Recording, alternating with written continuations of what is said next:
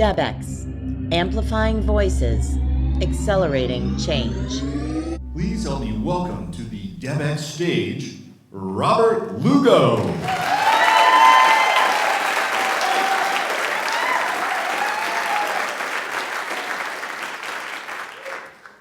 Let me tell you a little story. For most of my life, I had this dream of crossing an ocean in a sailboat. I imagined the romance and the adventure, the challenge of doing something few have ever accomplished. I thought it was just a dream until one day I got a call from a friend. He needed to sail his boat from Honolulu to Los Angeles. That's a trip of about 3,000 miles, going about 10 miles an hour. It's the longest boat ride in the world where once you start, there's nowhere to stop. Of course, I said yes. I found a way to sail across an ocean, and I always thought I'd need my own boat to do it. But sometimes how we get to our destination may not be in the way that we think. Now on this ride, we ran into a few problems. Early on, our radio got wet with salt water. It stopped working. The alternator, which was the lifeblood of the boat, it started screaming. The nearest replacements were thousands of miles and weeks away.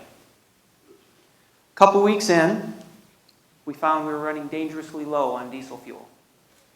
The diesel fuel ran the engine, that turned the alternator, that charged the batteries, and that powered the water maker. No fuel meant no water. We were still about a week out. Strange, water everywhere, and not a drop to drink. We were 7 people with no fuel, no water, no communication, with over 1,000 miles separating us from the resources we needed. This was truly a life-threatening situation. Now I'm standing here in front of you, so then you know how the story ends. For me. I found a way. I believe there's always a way. This belief has served me well. For a living, I fix industrial equipment. I use this theory every day very effectively. When a machine goes down, my clients have the confidence that I will have them back up and running quickly. I use my theory of there's always a way, and I usually find one. Now, this theory that there is always a way is just that. It's a theory. Is it really the truth? I don't know. Where I live my life like this, I find that I have power, and a lot of power. But I don't always live my life like this. In fact, working on this very speech, I got stuck like someone trying to cross a wash after a monsoon storm. I couldn't see a way. I couldn't see a way to be on this stage tonight, but someone else could. Sometimes it took eyes other than my own to see a way that I can't. Once I was reminded that there's always a way, it took me 2 weeks to finish what had been taking me 2 months. Now, I bet you use this theory every day. You find a way to get your child to do their homework. You find a way to get that new client at work.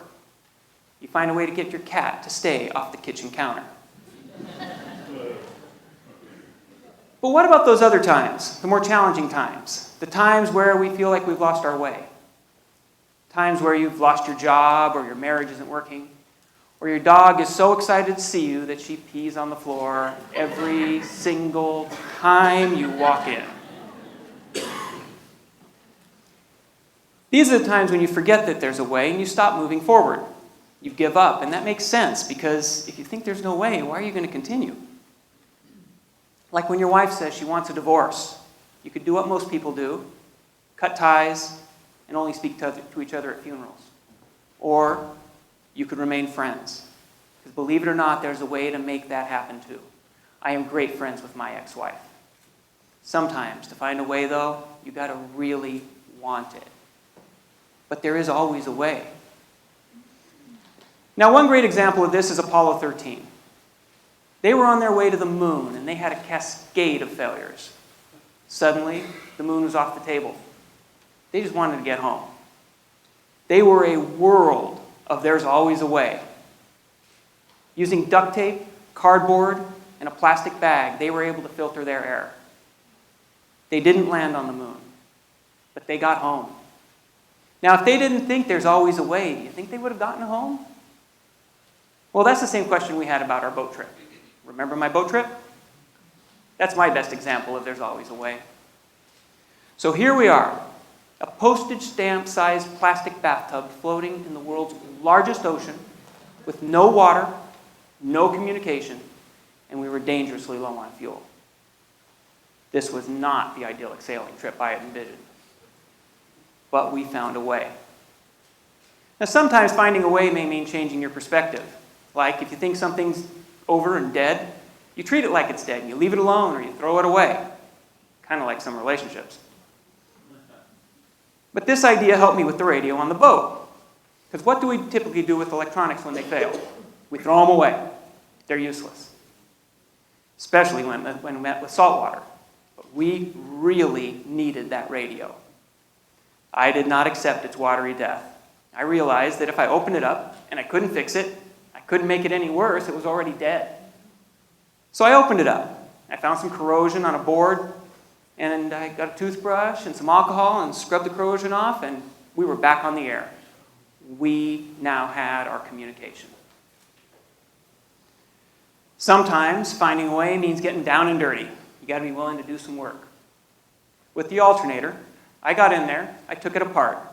I found it needed a little bit of grease and had some dirty connections. I lubed it up, I used a nail file to clean those connections, and I used a paper clip to put it back together. The alternator was now humming along, and we had our vital drinking water. There's always a way. Now, when it came to our fuel, we learned sometimes finding a way means asking for help.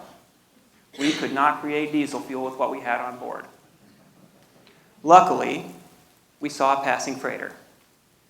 Using the now working radio, we asked for help.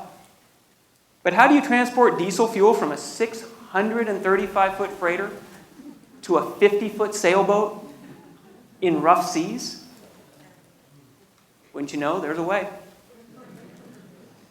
The generous crew on that freighter, they threw us a rope. The other end of that rope was attached to five-gallon jugs of precious diesel fuel. They dropped those jugs in the ocean, we hauled them on board. We now had enough to get the whole crew home safely with fuel and water to spare. What'd I tell you? There's always a way. Now in your life, when you feel stuck, when you feel your back's against the wall, you feel like you've tried everything, maybe if you change your view, you'll see there's a way, challenging the way you already know how to do something. Maybe if you tackle the problem, an answer will come to you. Maybe you need to ask for help from some passing freighter. The answer may not look how you expected or how you want, but keep looking, because there's always a way. Thank you.